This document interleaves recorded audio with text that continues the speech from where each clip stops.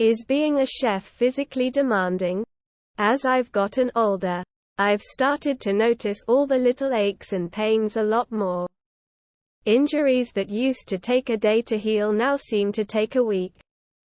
I've also begun to notice some of those bad practices that older chefs warned me not to do have started to come to fruition. Like all young chefs, I never really stopped to consider the physical aspect of the job. When compared to the typical manual labor roles, being a chef doesn't really fit into this bracket. However, after many years in the kitchen, I can safely say that being a chef is a very physically demanding job. Spending long hours on my feet, coupled with short breaks and unhealthy eating habits, have all had an impact on my physical health. Having said that, I don't want it to seem like I'm suggesting that all chefs have poor health. For many it can be the opposite. Due to the high physical demands of the job, many chefs choose to devote a large chunk of their free time to exercise and healthy eating. These chefs understand that once their physical health fades, trying to continue a career they love becomes very difficult. In this article we shall take a look at a few of the physical demands of kitchen life.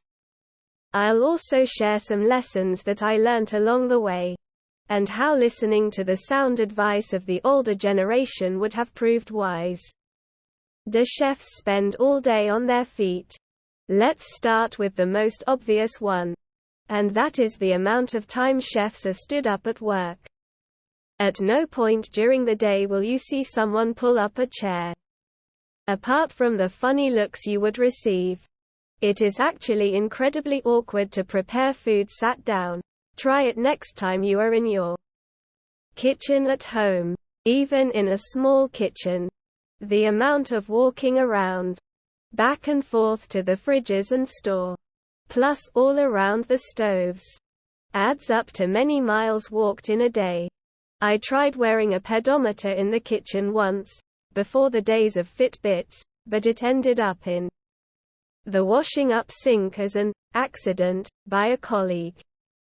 In terms of distance covered, all I can say for sure is that your legs and feet certainly know you have been at work by the end of the day, and you are very glad to sit down for a drink at the end of a shift.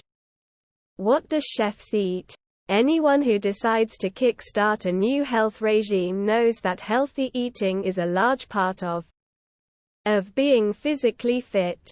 The unfortunate irony for chefs who spend all day cooking amazing dishes is that their own healthy eating habits tend to take a backseat. Meals whilst working often consist of calorie-dense food, hurriedly scoffed down in between meal prep. I have witnessed Michelin star chefs preparing the finest cuisine whilst eating a microwave burger, as they have no time to take their break. Unhealthy diets place a high demand on the physical fitness of chefs. I personally found that I would fluctuate from one extreme to the other, some days living on coffee and food nibbled here and there, other days wolfing down big bowls of pasta and occasional desserts carefully sampled from the pastry section. Do chefs get injured a lot? Chefs tend to get injured quite a lot. That may sound rather worrying to some, especially those considering a kitchen career. Fear not though, as the majority of injuries chefs suffer are minor. I myself have had some serious burns, and also witnessed plenty of others having accidents as well. However, overall I would suggest that a kitchen is no worse for accident rates than any of the other physical occupations. There are lots of little injuries that take a toll on our bodies. The little nicks from knives, the odd burn from splashing oil, all add up. In fact, look at any chef's hands and they tell a story of an occupation spent around hot and sharp objects. Most of these minor injuries heal quickly, but there are a few which take a much larger physical toll. I've witnessed several friends having to have months of work due to bad burns or nasty falls. There is no doubt in my mind that as a chef our bodies take a lot of physical punishment through injuries or one description or another. Even if we do kind of become immune to it. Do chefs have bad posture? This is one of the issues that I was warned about in my younger chef years, but like most young people I didn't really pay attention to the sound advice. Chefs tend to develop poor posture due to the way they stand at their workbench for many hours a day. Standing by a bench all day preparing dishes isn't inherently bad for our posture. If I had stood square on, facing the workbench, it would have been judged as a textbook method for promoting good posture, hence the recent fashion for standing desk spaces in offices. That is what I should have done. Unfortunately, I did what 99.9% of chefs do and stood at a slight angle to the chopping board with one foot resting on the supporting bar off the workbench. Picture the way you can stand at the bar in a pub, with one foot up on the footrest bar running along the bottom. Whilst a comfortable way to stand, it puts all the weight on the one standing leg. This puts you in a twisted position for many hours each day.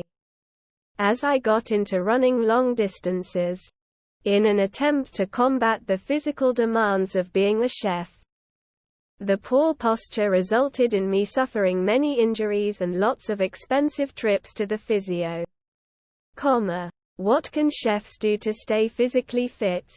As I alluded to earlier, many chefs take an active role in balancing out the physical demands of the job by living as healthy and balanced lifestyle as possible whilst outside of work. Sporting activities are really popular among chefs. I've mentioned golf in previous posts as an activity which many chefs enjoy. Running is another hobby that many chefs choose to do. Chef Word favorite Gordon Ramsay is famous for his marathon running, which he took up to lose weight and regain some health after many years in the kitchen. I personally really enjoyed running. I found the extra physical fitness I gained was really beneficial to my career. I discovered that I did not get as tired during the working day and was able to maintain a happier and more stable mood throughout. Perhaps the biggest challenge facing chefs when trying to stay physically fit is finding the time. I know everyone protests about lack of time to exercise. But with regular 12-hour days, chefs do often struggle finding time to fit exercise into their day. Like everything in life, if it is a priority, we find a way to do it. When the job we love depends on staying physically fit, there is an added incentive to take it seriously. There is no doubt that being a chef is a physically demanding job. However, in my opinion, this is a good thing. When going home at the end of a long day, you are physically tired from work, but mentally happy that you have been creative and done a good job. In contrast, a day spent in an office, returning home to be mentally tired but physically awake is not an option most chefs would choose. Cover photo by Ketut Subianto from Pexels.